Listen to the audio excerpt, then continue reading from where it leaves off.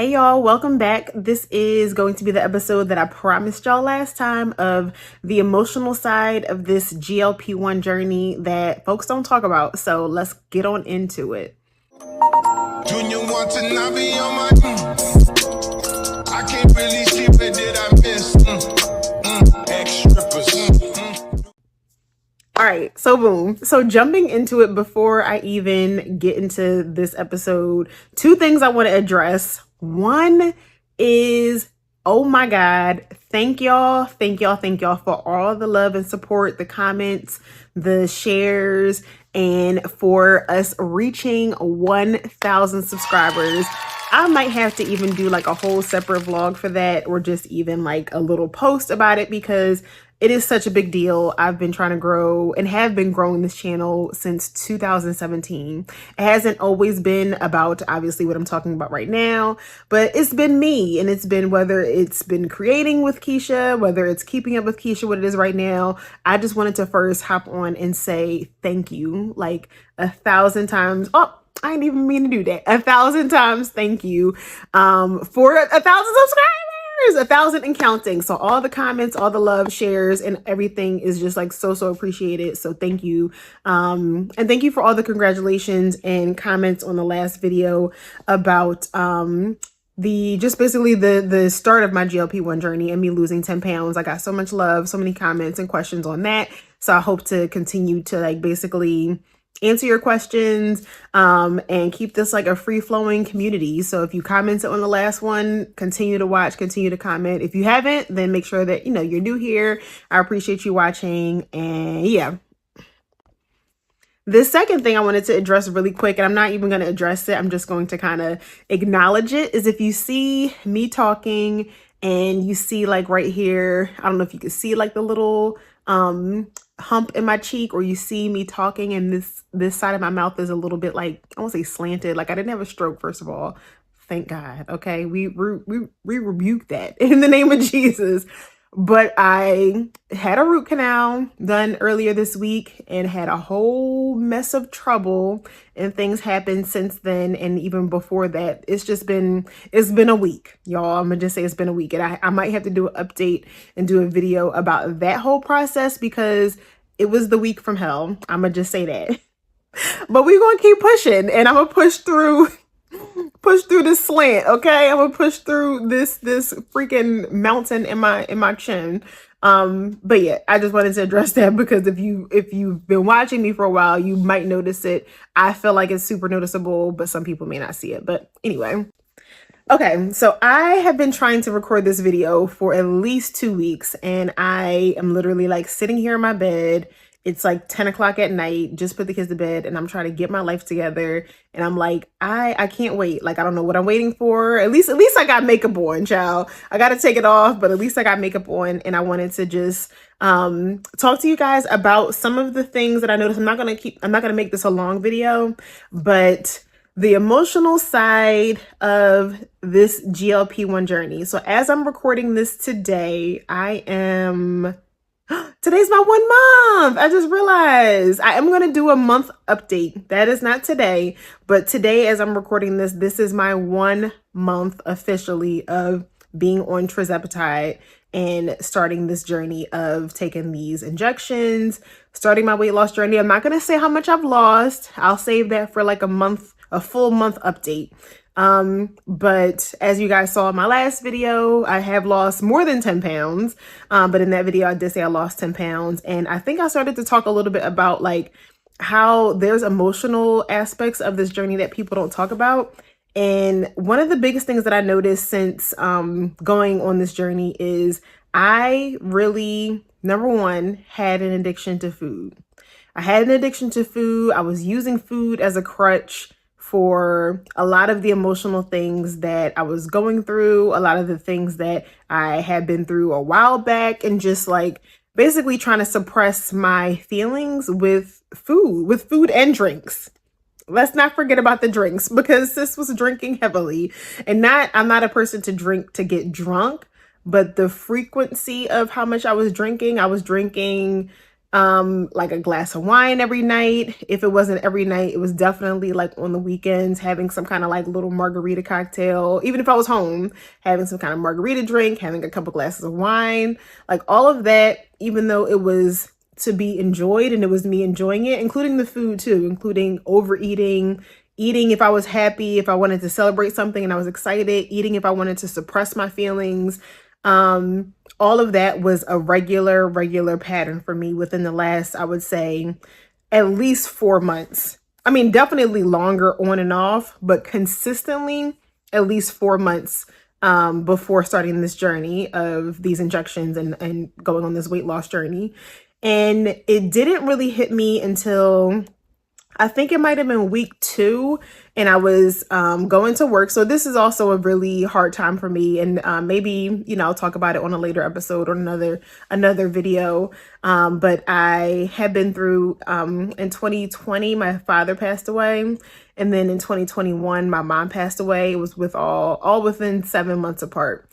And I literally, I think since then have been in survival mode, because of, you know, many other things too. Like I had moved and going through, you know, different things, relationship wise and all this kind of stuff, like just a lot of things, switching jobs, and a lot happened all within a short period of time. So there have been many things that I have been doing to kind of like, I don't say cover up those emotions, but when you're in survival mode, you're just kind of going and not realizing what you're doing to make it to the next day. And I'm definitely like grateful to God. I know that like my faith and everything like that has carried me through for sure. But realizing, you know, now as food is kind of taking out, it's like the factor of food is taken out of my mind. I'm really realizing like, dang, I have been using food as a crutch for my emotions, basically eating my feelings and trying to like not pay attention to the things that I need to pay attention to properly grieve, to properly like manage these feelings. So yeah, I was at work, and all that's to say that during this time of year, this is not only the anniversary of my mom's passing, which was on the 25th, which is funny because April 25th is actually the same day that I started this journey too. And so, yeah, so the 25th, and then also, you know, obviously a few weeks after that is Mother's Day. So this is already, okay, a tough time of year. And I was at work. Like I said, this was about 2 weeks into it might not have even been 2 weeks, but almost 2 weeks into the injections, having the food noise be completely taken away. Not really, you know, eating to eat, to literally be nourished and to get my, you know, protein and try to reach the goals that I need to not, you know, pass out and die. But not having that enjoyment of food. Like I lived to eat. And I didn't really realize it until now. I was living to eat. So I was at work, and I just remember that day being super, super emotional. I was literally like constantly all day fighting back tears. And in my mind, even though I didn't have the desire to, one of the first things that I would have done typically to kind of make it through that day is I would have like maybe ran, you know, out to a shop to go get like a little pastry and be like, okay, let me just get a muffin to like make me feel better. Let me get like, you know, a extra cup of coffee to make me feel better. When I say coffee, I mean like a frappuccino or something, like something with some calories, okay? To make me feel better, and or get like something super yummy for lunch that's like one of my favorite things to kind of just like help fulfill that need of like satisfaction. And the fact that I didn't have the desire to do those things, it was like an eye-opening thing that was like, whoa, like I have to sit in this, like I have to sit in these emotions. And I was literally fighting back tears almost that whole entire day. I didn't leave early, but I kind of left early, and I'm only laughing because I'm like, Black people always going to say a double thing to emphasize. I didn't leave early, but I left early, like early.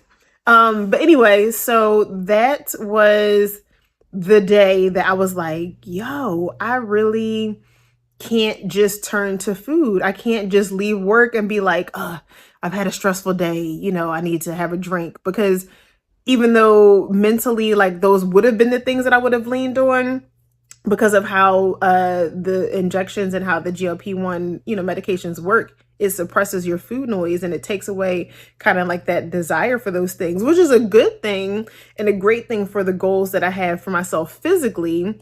But the things that I was going through, emotionally, spiritually, all of those things, it was just like, dang, I really, really have to sit in this. Water check. You're on this journey, make sure you're getting in your water. That's a good chance to stop. So I had to really like sit in those emotions, and it was just about a week or so that I was really praying and kind of coming to terms with the fact that this is not, this meaning food and alcohol and drinking and stuff like that, is not going to be here for me. Almost like a what's it called, like a security blanket. Like, those really were my security blanket through a lot of these tough times. And not necessarily since my mom passed away. Like, there were other things I would say that I was leaning on around that time that were there for me, different people, different things that since then have left. And I would say since maybe about 2022-ish, 2023 is when I felt like I started to really lean more on food.